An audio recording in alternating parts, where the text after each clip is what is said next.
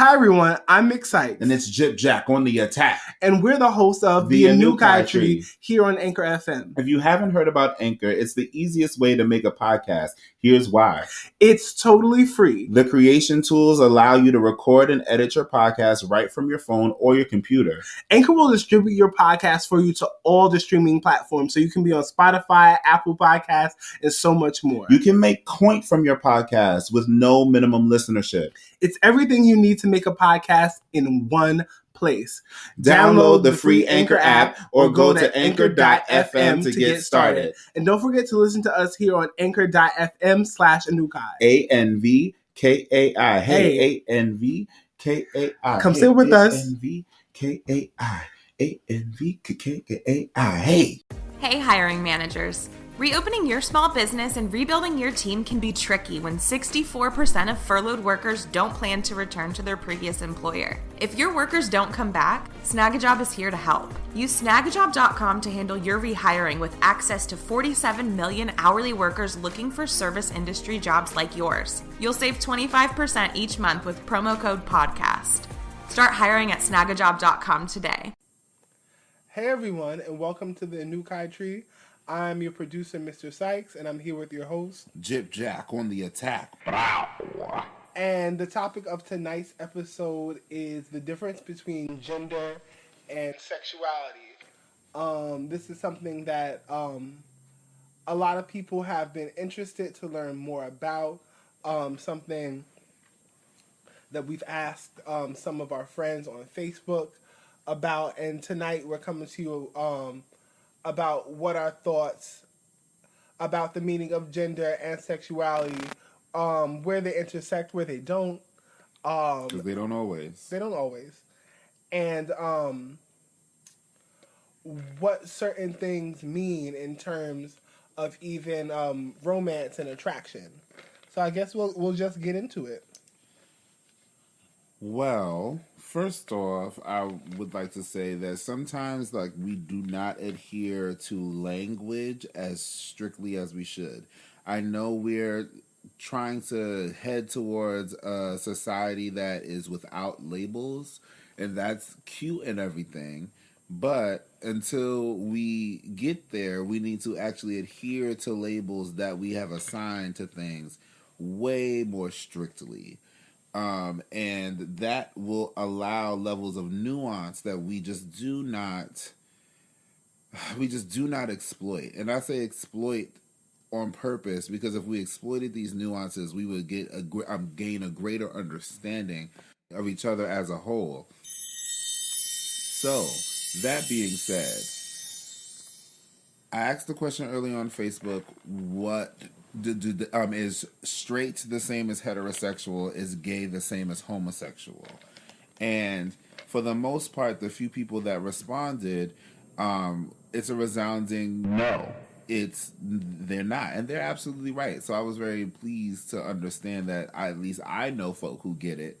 To be straight is a conflation of a million things, and the same thing with being gay.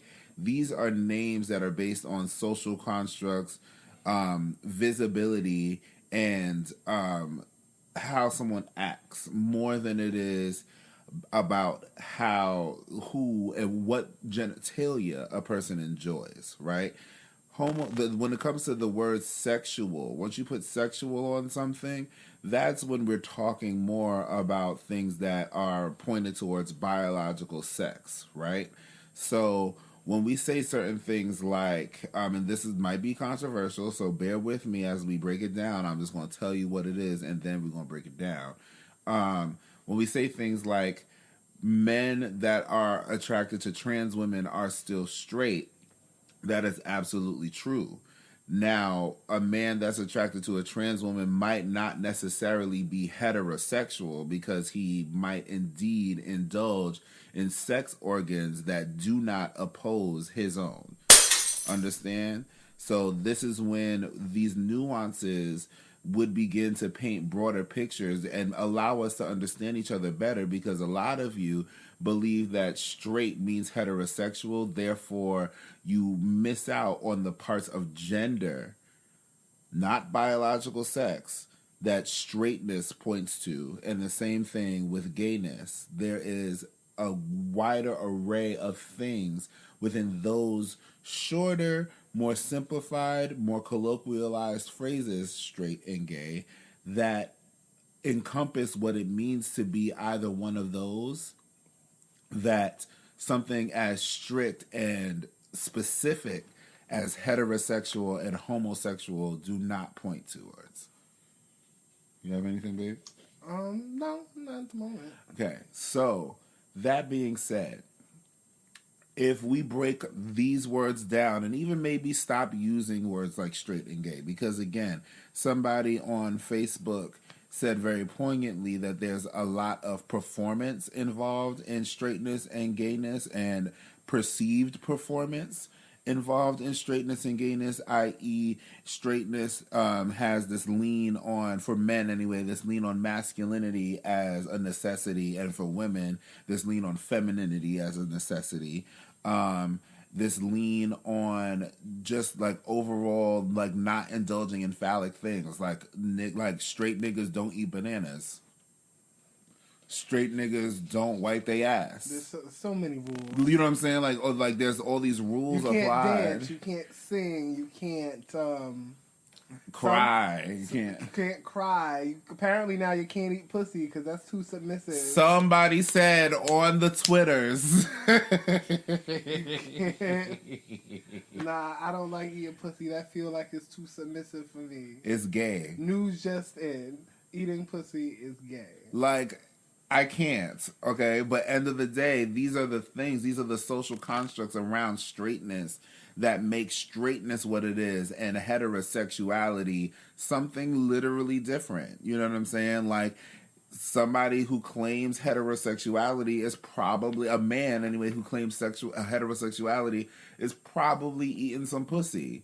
Because he understands that regardless, y'all want to be straight, fine. I fuck with cis women because I want vagina in and around my entire being. Or like, one of the prime examples that gets brought up online a lot is straight men or heterosexual men or even heterosexual women asking if these are two like cis-het people indulging in a consensual sex act, and like you put a finger up a man's butt, is that gay, or does that make him gay? Or if he desires that finger up his butt while engaging in sex with a woman, is that indeed quote unquote gay? I would say these are definitely straight people that don't understand the difference, right. Not just heterosexual. These are straight people. And yeah, essentially, if you are having sex as a man with a woman and she puts a finger up your butt, you are still having heterosexual sex. Okay? If a cis woman and a cis man get together and she puts a strap-on on and bangs that booty out, y'all are still having heterosexual sex. Period. Okay? Now, are you having straight sex? No. Because straight people do not indulge in butt play from from the man's perspective getting any anal pleasure. See what I'm saying? In reverse? What about like getting like having anal sex with like a woman? What do you mean? Would that be considered like straight sex? Be more specific. Like if Are you talking about the woman bottoming? Well, like if a cishet man like inserts his penis into a woman's anus. Yes. Straight men love anal from that perspective. So yes, it would also absolutely be considered heterosexual sex, right? So this is where... Now, what if he prefers anal sex with women over vaginal sex? Does that blur the lines? Nope. You're still straight, because at the end of the day, you are acting as a man by sticking your phallus into an orifice that is attached to and women, this is not a word that I'm using in the way the hoteps use it, into a female, okay? You're sticking your phallus into an orifice attached to a cis woman. So therefore, you are considered straight. It's when the roles are reversed. It's when he has the opportunity to open his legs to get his butt ate. Is when he has the opportunity to, you know what I'm saying, even again, quote unquote, submit himself to eating pussy. Like it's when it's this idea for men anyway, straight men, being that they gotta be in positions of power in all regards over cis women specifically, right? Now, again, how this applies to trans women is that, again, if a man identifies as straight, he is in love or attracted to the feminine form and the feminine aspect of life and the feminine spirit, okay, and the divine feminine in all its shapes and forms. If he's not allowing himself if he's not pigeonholing himself to the toxic parts of what it means to be straight. Okay? Now, if we get out of these terms straight or gay, right? And gay would be essentially the opposite. Somebody who's attracted to things that are similar gendered and similar sex organ, and there's a lot of this performative idea, or this perceived idea of performative femininity on men and performative masculinity on women, and all of this shit that essentially directly opposes straightness and essentially allows straight people who have straight privilege to other gay and queer people. Now, if we get out of these terms straight or gay, which is the part where the trap comes and people will start to sound things like transphobic and people will start to sound things like toxic masculine and all kinds of things like that. If we get out of that language and separate the things that make these things what they are, which are sexuality, sexual orientation, difference, and romance, then we can actually have the conversation about the combination of things that builds an individual, right? So there is this thing going around talking about men, and we try to uplift women this year, but sometimes it's going to mean bringing men down a peg, where women are, I don't want to say now realizing, but now voicing the fact that a lot of cis men out here don't really like women.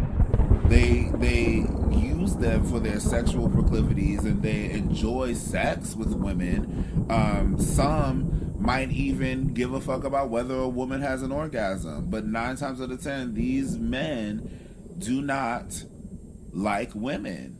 And what that means and what you realize is that a lot of these men are heterosexual and homo-romantic. They love their brothers. Bros before hoes is about romance.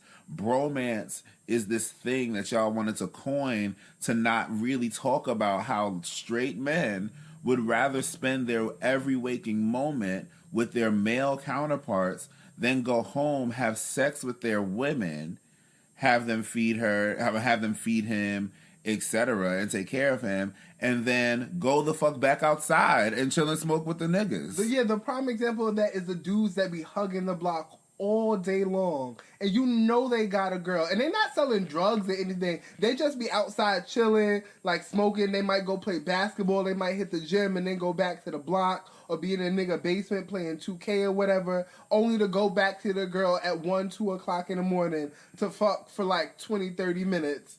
And then, like, do the same thing all over again. That's definitely homo-romantic, because you don't enjoy the company of women. Boom. You don't. If you don't enjoy the company of women, whose company are you enjoying?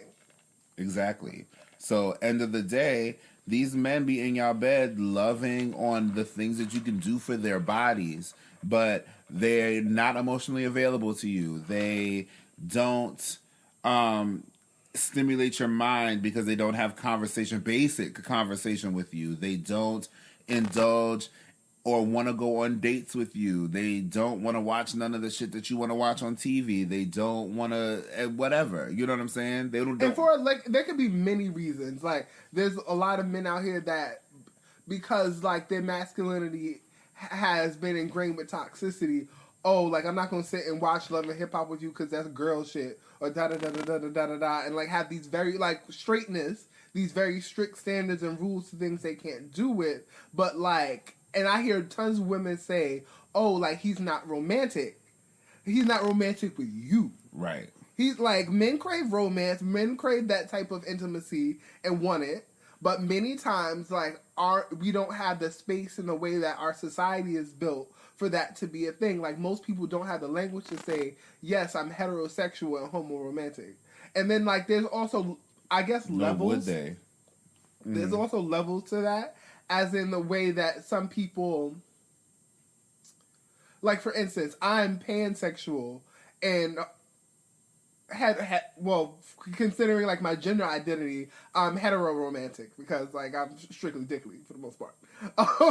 But I do like engage with sex acts with like women and people who are femme identified and things like that, and on the trans spectrum. But at the end of the day, like the romance part comes in with men. Like I'm probably gonna only be in a romantic relationship with a man, and I'm aware and cognizant of that.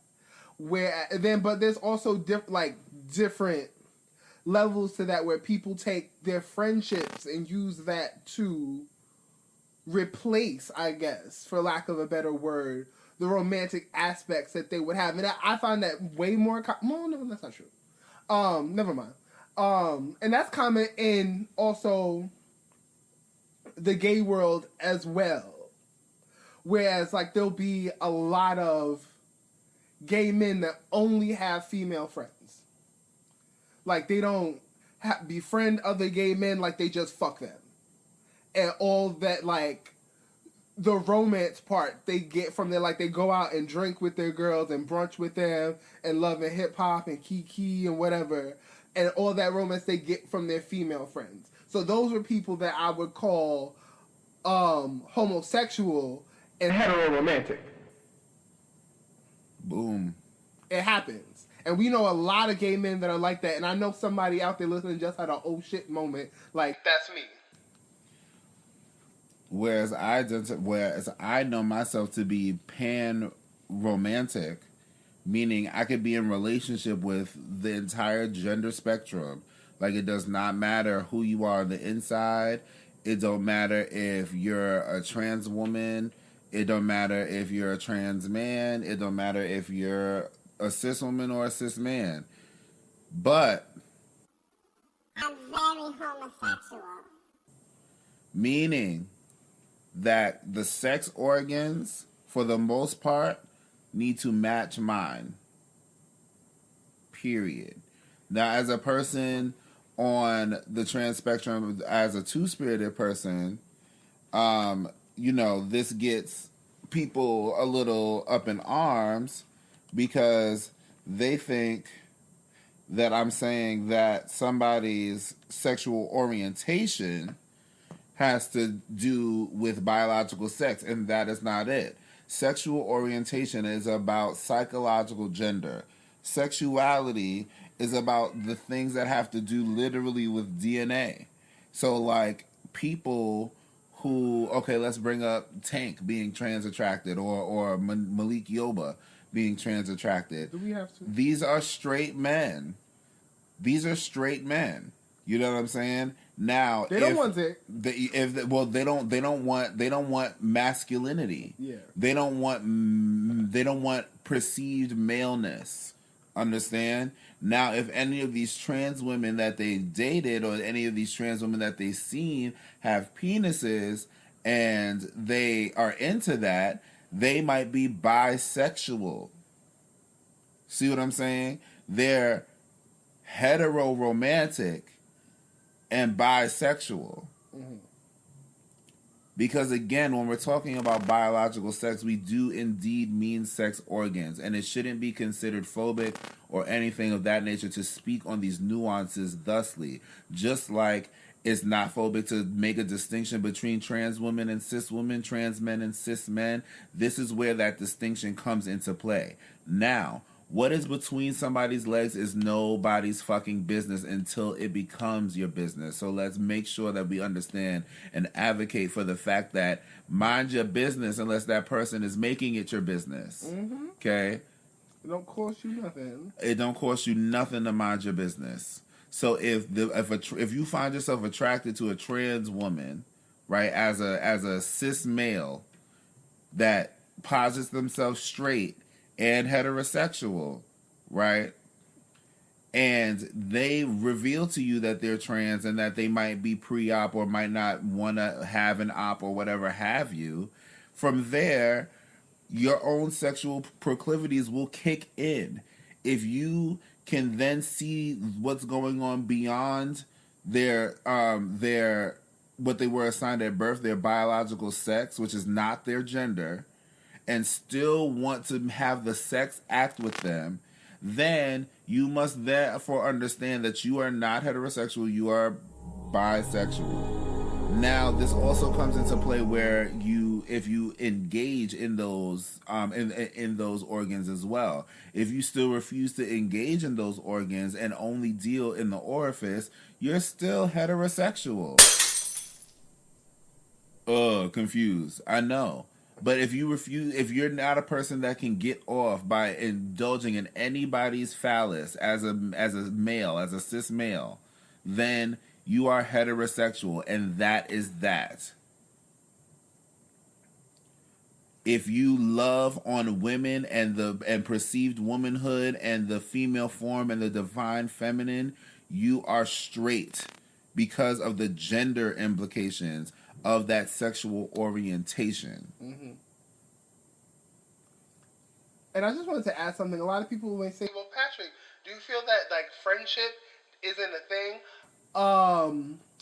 Because of the way I presented like romance. And I'm going to say that gender friendship is not really a thing unless people are really clear about their gender identity, and that's fully expressed, and it's fully expressed through like their mind, body, and spirit. Now, what I mean to say is typically like in the capitalist, like white supremacist patriarchal world we have, men do not know how to be friends with women and vice versa. Women are placed in a space where it's for like sexual conquest and sort of matrimony. Like, boys are shunned away from playing with girls, playing with anything that's considered like girl things, like being around too many girls when we're young, like a lot of social things. So like when men get into a space with women, it's automatically either like they're engaging for like some sort of like sexual or romantic interaction, but we haven't had like the time and the space to learn how to be friends with women in like a genuine place. So I'm gonna say in like hetero romantic relations, that doesn't really exist. And even like when a man is gay, he still might not really know how to be friends with women unless unless he's aware of certain things about the femininity within himself. Period. So that's a no. And that's not something that I believe that can't change. It's that we just have to work on it. Work on that. Yeah, like that's going to take a lot of shit to unpack, and this is one of the basic things. Like the entire Me Too movement is really based on men not knowing how to be professional with women, like be friends with women and have those relationships of like even like subordinate or co-workerly relationships with women. Yeah, that's like even like let's say a Dr. Heavenly from Married to Medicine. She don't get into conversations, let alone conflict with men. She doesn't like when men come into the room and have anything to say about what the women are doing. She doesn't like all of that. And I understand it because of the way patriarchy is set up. That can be a very terrifying thing that somebody would have to deal with. But end of the day, be like, talk to my husband. Right. I don't do that. But if you're not going to engage in conversation with men, then men are not going to ever know how to talk to you. And if men don't, you know what I'm saying? Like even with this, the idea of some women not allowing women to talk to their man, like, no, there's no reason that you have a conversation with my man. Or, you know what I'm saying? Even just when men force their wives to not have conversations with other men, basic conversations that could be about nothing. We could be talking about the weather, my nigga. You're stopping the potential for these friendships to develop, because and again, it's always a fear-based thing because y'all are afraid that this person's going to cheat on you with this other person. So it's like you are assuming sexuality in this relationship that could be budding, that could definitely be a friendship. Now, again, we're not saying this happens across the board. We know plenty of women who know how to be friends with men, and I know a few men who really are only like friends with women that are indeed still cishet. It does happen. Difference. They had very strong women in their lives. Okay, these cishet men have had very strong women in their lives, so and we're willing to accept the strength from those women that was imparted into them instead of rejecting it. Exactly. Therefore, they're able to sit and, to be honest, this is going to be this. I mean, this is not a shocker, but it's going to feel a little hurtful. To be honest, these men know that these women are their equals. And in other cases, know that these women might indeed also be better than them. Okay? Where, again, we live in a patriarchal society that is not set up in the mind of men to consider women in whatever way they show up, you know what I'm saying, to be equal to them. That goes even until the greater acceptance of trans men versus the acceptance of trans women. It's trans men are foregoing this weakness, quote unquote, called womanhood, and trans women are letting go of the one thing that would make them strong, which is their manhood, quote unquote. So the respect factor across the board from cis men and cis women seems to hit trans women way harder. The disrespect hits trans women way harder in the open, at least, than it does trans men, because there's a respect automatically given to masculinity and manhood. Okay? So these trans men are, in the mind of an ignorant cis man, is a woman that knows better than to be a woman. You know? So, end of the day, when you find a cis man that is able and surrounded, like, when did you join in the winning team? Right. When you find a cis man that is able to hang with, and 9 times out of 10 are surrounded, because these cis men that I definitely uplift tend to also be really disgusted by men. When you find them surrounded by women, and women that they're in non-sexual relationship with and in platonic friendship relationships with, you see that they understand that these women are at the very least equal. And y'all might not see it, but if we could break down these levels and take away these conflations of sexuality and romance from the conversation and really split them up. Again, they definitely intersect. They intersect in sexual orientation. They do not intersect in sexuality. Period. Literally, you got romance on one side of the spectrum, you got sexuality on the other side of the spectrum, and you got sexual orientation somewhere in the middle of the spectrum. Period. So if we can separate the conversation when we're talking about people's sexuality, and be really, really strict on our language, because it's hard, you know what I'm saying? Like, you know, you hear people, you know what I'm saying, say certain things about how they relate to people romantically, and then they start mentioning sex organs, and it's like, wait a minute, like, whoa, like, now we're talking about sexuality. Like Sabrina, for instance, like, this is a good example, like The Adventures of Sabrina on Netflix. Like, the character Theo, who transitioned from being, I don't even remember his dead name now. Yeah. Susie. Susie. But Theo is definitely gay. Theo definitely like loves men, and is like all about the boys, but is a trans man, and is like strictly dickly, and that makes him gay as hell. His favorite of the friends that are in that group is Harvey.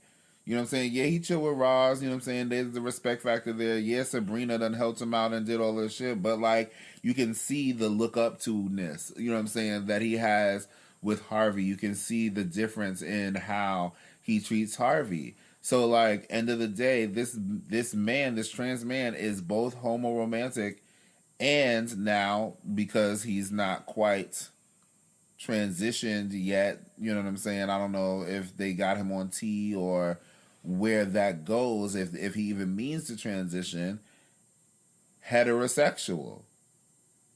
That still makes him gay, though. I know, confusing. Oh my God, because, like, how can a heterosexual person be gay? Well, because he's gonna find himself with a man, but he has a vagina. And the men that he wants to be with have penises.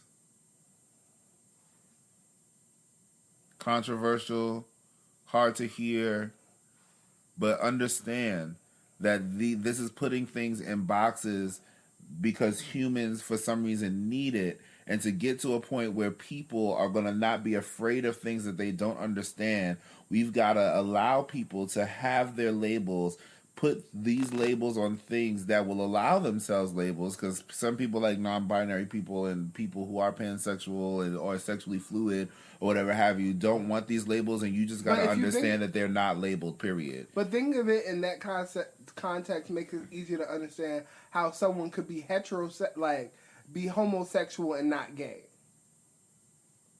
or heterosexual and gay. Like Theo is heterosexual, but gay. Right. Because gender identity and sexuality are not the same thing. Shit, have we finished this bitch early? Because I don't feel like there's much more to say. Like, really, all I could give you is tips and tools at this point.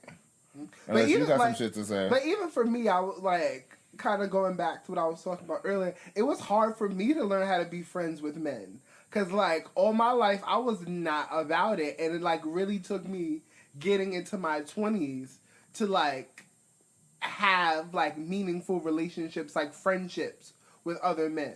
As a reminder, with men, period. Like, yeah, as a reminder, Sykes is a trans woman sans gender dysphoria.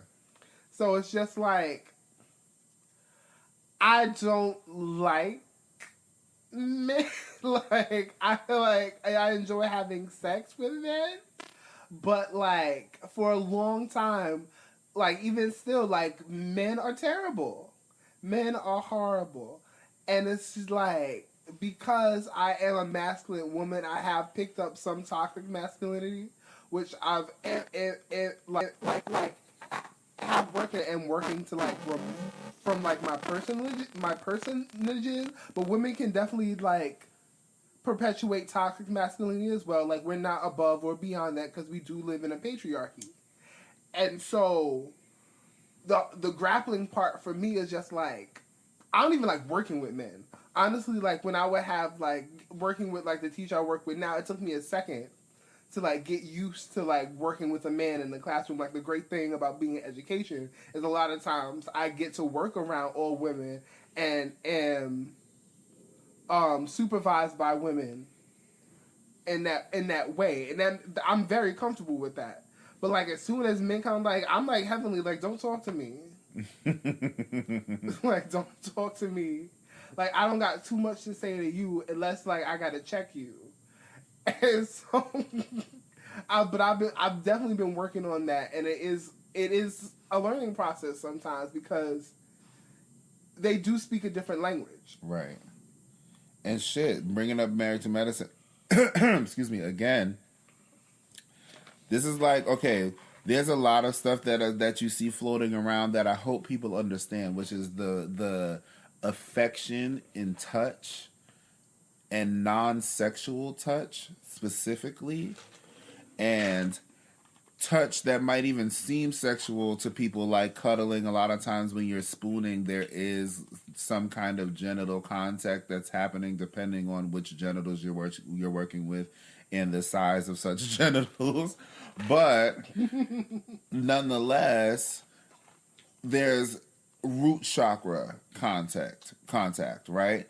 So we watching a scene from, I don't know how long ago it was. It was a minute ago. It was like season 3 or season 4 of Married to Medicine, and Simone is barely grinding up against Eugene from the back. He's literally in front of her. He's the little spoon, she's the big spoon, and there's some music on. They having fun. They drinking a bunch of beer. It's at a bowling alley. They might as well be bumping coochie. You know what I'm saying? Like, it's like nothing here is happening. You know what I'm saying? But Toya is like, there is a woman touching my man's body, right? But it's like, if we're here, he's a doctor, she's a doctor. She knows that y'all are married. Her husband is sitting right over there. She don't want nothing to do with your man. And if she did, she's not so full of herself that she's going to do it in front of everybody, okay? This is platonic touch that is happening between men and women. A man and a woman. These are things that a lot of cis hetero people cannot fathom.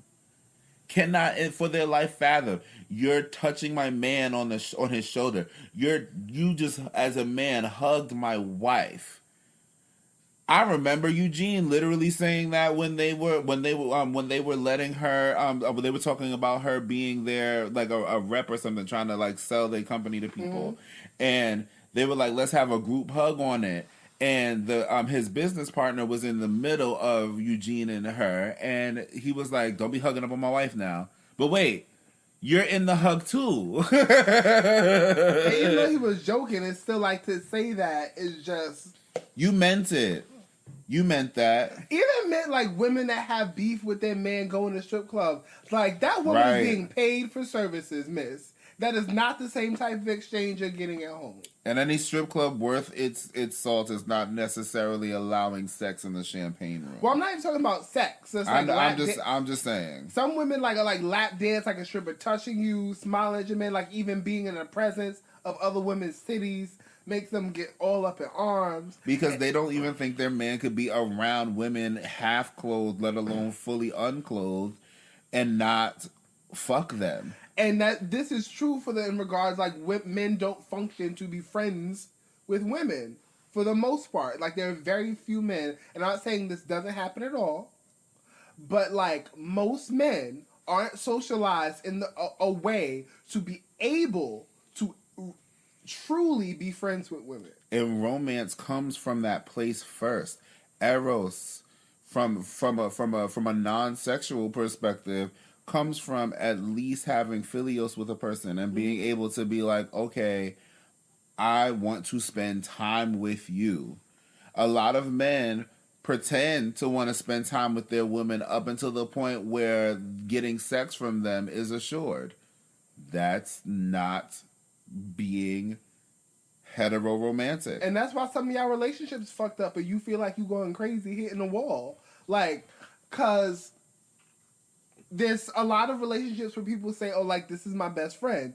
And, like, or, like, my husband is my best friend. But, like, is that true? Because I think about, like, Jack and I. And I like to spend, like, as much time as humanly possible with Jack. Same. We have a lot of common interests. We do a lot of things together. I want to, like, go out with him, hang out with him, talk to him about certain things. Like, I see something online or on TV. He's the first person I want to go, hey, like, what do you think about this? Or like, oh, you want to go and check this out? Like, I like literally enjoy his company. I literally need a phone call during his lunch break. Even if I don't feel like talking to nobody, I would rather sit there and listen to him talk in his lunch break than have from fucking 6 o'clock in the morning to damn near 8 o'clock at night have no contact with my man. Sorry. And a lot of people don't do that. Like a lot of people, like a lot of my coworkers that are married or in relationships, they don't be talking to their partners throughout the day, or like they don't hang out together. They don't like, even if you have like make time to go out on dates or whatever. And I feel like if that's legitimately your best friend, it wouldn't be an issue because you always like make time for your best friend. Period. Or want to spend time with your best friend. Now, if your best friend is not your partner, that may not inherently cause issues if y'all both have like best friends that you're getting that from and y'all just like really in it for like companionship and like some sex. But like, if it's one-sided, right, that's when you have the problem. there's like, got to be equity, folks. Like, I hate to like we on this Married to Medicine kick, but like it's good because like we can use some gay relationships as models too, but like this is just easier and it's something that's easy for people to access. So like again, Cecil and Simone, we really going in on them tonight. We are. But Cecil and Simone, like, she was mad at him because he had a whole woman best friend that they would go out and go golfing with, and she nearly divorced the nigga over this woman. Over dinner. He had to agree to stop being friends with her. Like, this one was over at the house for Christmas, da-da-da-da, and it wasn't sexual. And I believe Cecil when he said it wasn't sexual. But literally, Simone is always working. And she made it clear that her practice and her job, and especially when they're filming, she's working 2 jobs. Right. Come first. It come first. More than him. Like, we've been married for 27 years. You should be fine without me. But if you're legitimately my best friend, no, I'm not going to be. But the thing is, Jackie is Simone's best friend. Not Cecil. So she didn't feel that he was like, but no, like, Simone is literally my best friend and she doesn't want to hang out with me anymore. So I'm going to find another woman to hang out with. And you wasn't giving it, girl. Nigga had to beg you to hang out with him. And that's how we fall into these traps. Right. I'm just stuck in a shrug. There's a bunch of silent responses that I had. I'm just like stuck in a shrug. Because it's very true. Like, and she was so up in arms about it because you really do, for the most part, I don't care what nobody say. Like, okay, I have Venus in Pisces for our astrologists out here. That's also called Venus exalted. What that means essentially is when I find a partner, I want 100% from them and I want to give 100% of myself to them.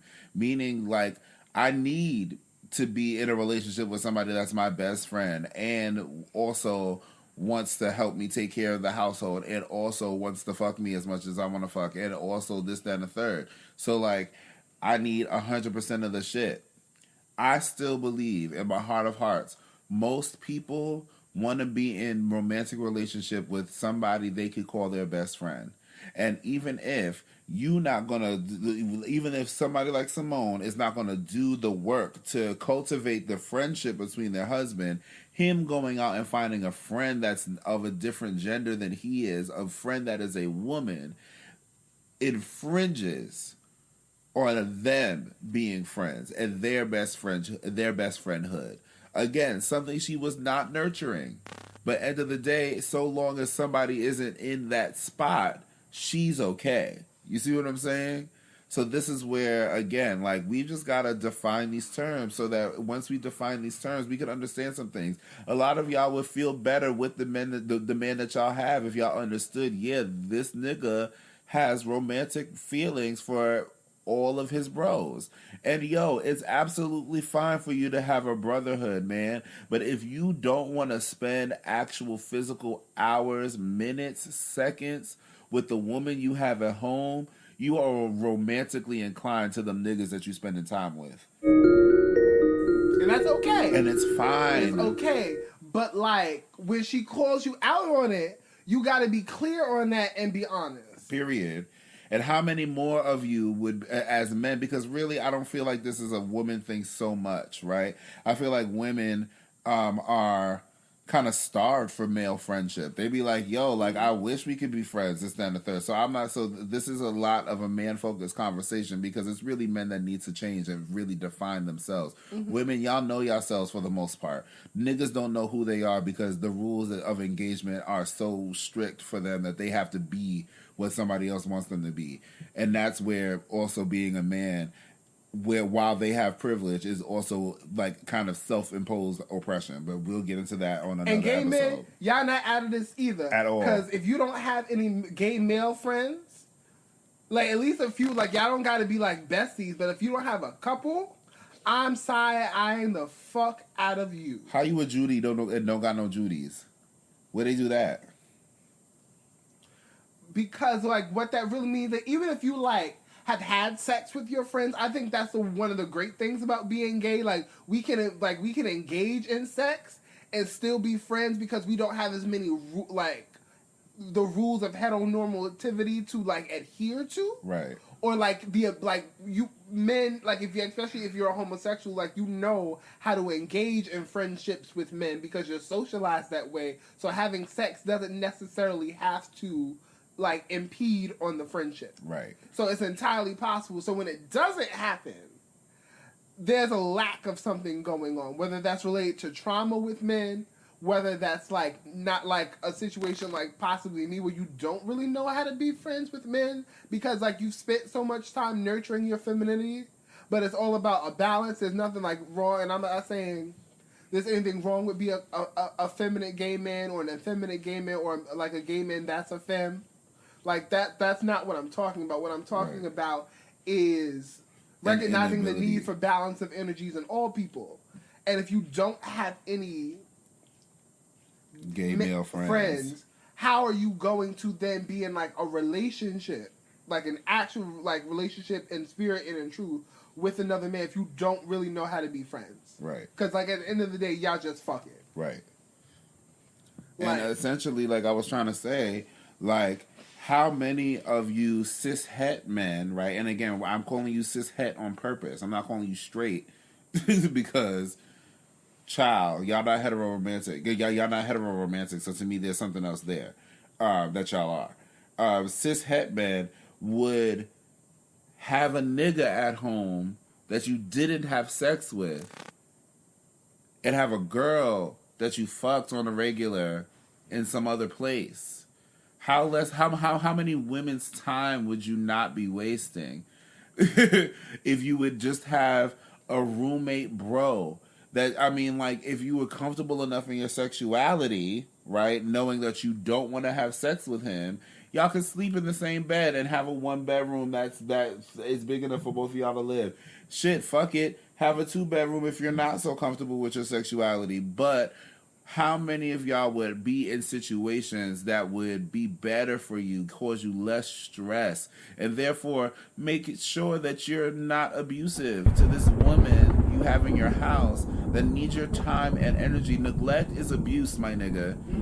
That needs your time and energy and love and affection and attention that you cannot give her because you are not romantically inclined to her. And then how often does that lack of romantic inclination turn into actual physical violence? Because I'm sorry, I cannot hit you on purpose if I'm your friend. I cannot smack you or punch you or be, you know what I'm saying, get to the point where I'm so mad that I'm going to physically hurt you. I will hurt myself first. I'll hit a wall. You know what I'm saying? If I'm so angry that I gotta strike something, I'm not gonna hit you because no matter how mad you make me, my love for you, my romantic inclination to you cannot bring harm to your body. and that's why a lot of these niggas out here won't hit no man. T. Shit. And that's the truth. And like, this is some shit, like some societal shit that we have to get over. Because I know a lot of men out there that are listening to this are just like, well, no woman, no cis-het woman is going to put up with that because they don't even want to date like bisexual men. So like, but I would be inclined to say to you, you would be surprised. Firstly. About how many women, like if you were just honest, would actually probably be down. Because a lot of them don't want to fuck with y'all like that anyway. Just give me the dick and leave. And like that just requires a certain amount of security in both parties. But also like, and for women's, in perpetuating toxic masculinity, you need to give men that space.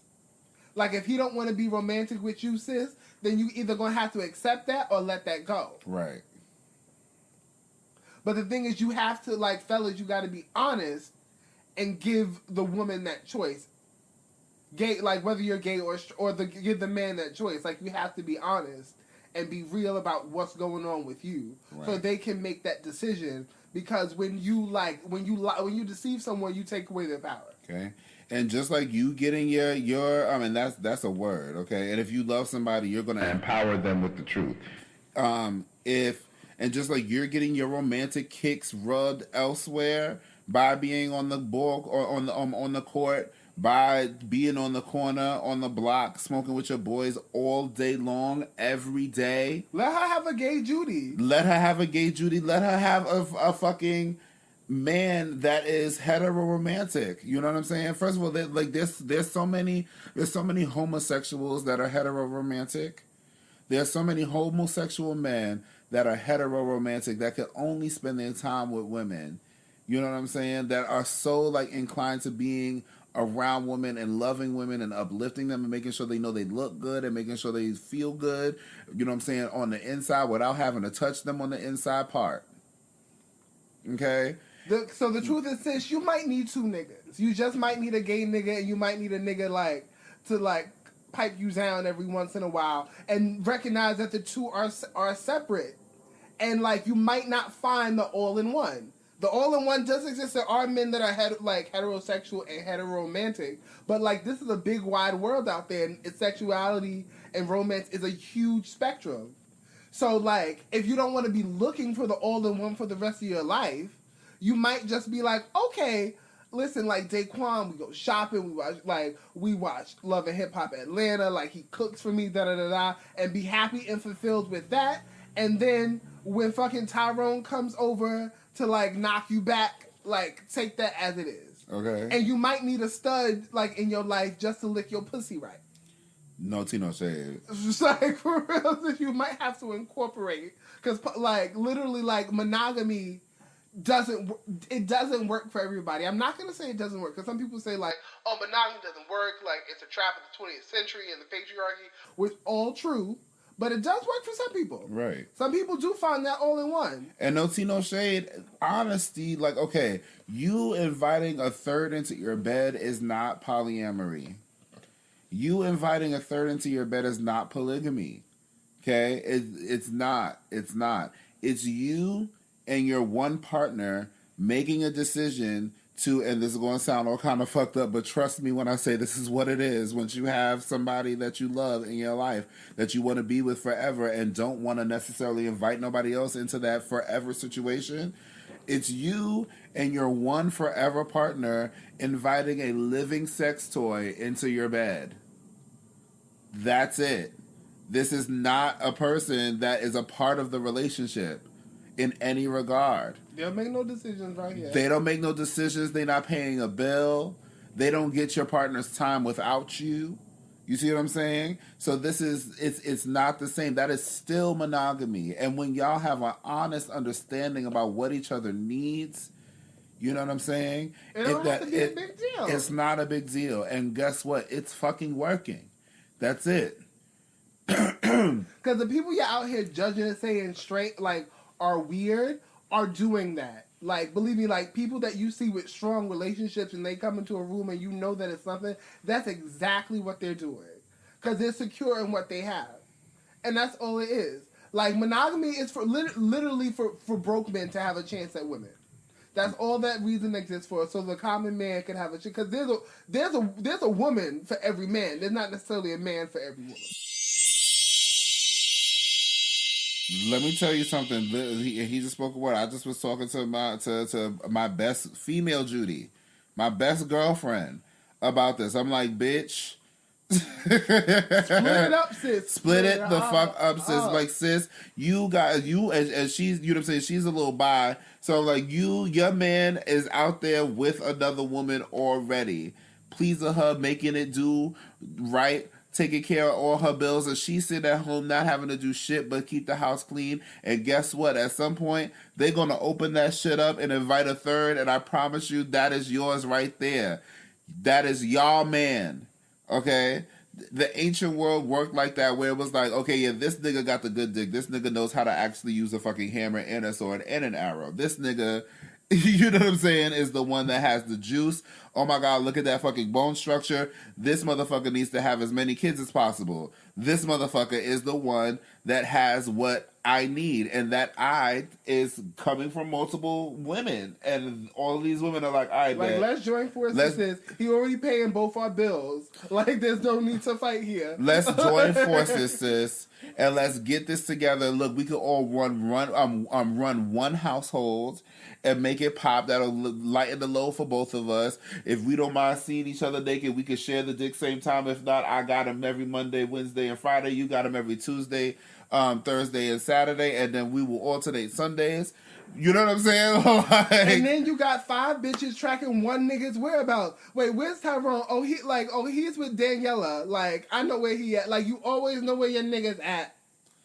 You don't got to worry. And then same time, you strengthen the gene pool of the species. Niggas that do not have what it takes, B niggas, beta niggas with low everything don't get to fucking have children and therefore pass on their bullshit. Let the weak niggas die out. Let them die out. Because another thing that we watch is the Grapevine, and they have some great discussion topics. We've had some similar ones as they have, but the men be so weak. The weak ass cis heads. So weak. A lot of them. There's a couple niggas that ain't weak on there, like Donovan, Mouse, like George. George. Hi, George. Like, Mouse is great. We gotta have him on here. If we could get Mouse on the mouse, we looking for you, bruh. Accountability, bro. But, like, a lot of them niggas, I'm like, y'all, I hope y'all haven't procreated, and you know they have. Oh my God. Spreading this shit for further generations. But, let the strong niggas survive. And y'all know who the strong niggas are. The strong niggas are easy to spot. They listen to women without their masculinity being tarnished. Like, suddenly when a woman is speaking, if there's something that in that diatribe that gets agreed with, if there's something that this woman is saying that is agreeable, everything in their spirit crumbles and they have to find ways to disagree with it. And that means not actually listening to what the fuck was said. And honestly, that strong nigga could be your gay Judy. And some of y'all need to wake up and realize that, or vice versa. Some of that, like, that strong, like, that real man you need in your life could be like your sis that you brunching with.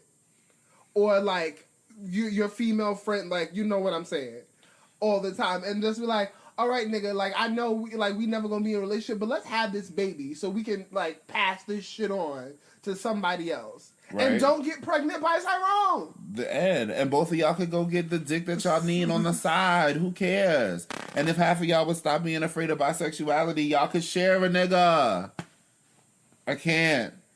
The people think that polyamory or polygamy on the side where a man gets multiple women is something that benefits him, and it does. It doesn't. It's not without its benefits to the male, but sis, it's way more, like, if done correctly, where, like, it's the women controlling the relationship, it's way more beneficial to y'all. Period. So think about it as we unpack the differences between our romantic inclinations and our sexual proclivities. Because end of the day, they are different. And end of the day, even if they match, they deserve their own box. And that box sometimes creates some kind of 3-dimensional box Venn diagram where some shit comes together. But both boxes are not the same box. It's not one box with 2 labels, it's 2 boxes. Mm-hmm. Okay? So let's get that understood so that we can really understand each other, because then y'all wouldn't be shitting on these men who are trans attracted and calling them gay, because you'd understand that these trans women are still women regardless of what's between their legs. Let's start there. Okay? Thank y'all so much for sitting with us under the Anukai tree. I've been Gypjaq on the blood clot attack. And I'm Mr. Sykes. Make sure you guys like, follow, and subscribe to us on YouTube, Instagram at the Anukai Tree, and you can also find us on Spotify, Apple Podcasts, and Google Podcasts as well. Check us out again next week. We're gonna have a live show very soon, and with some great guests, so you guys can call in. Thank you, and we're gonna do one show where all we do is accept calls. And thank you for joining us tonight under the Anukai Tree.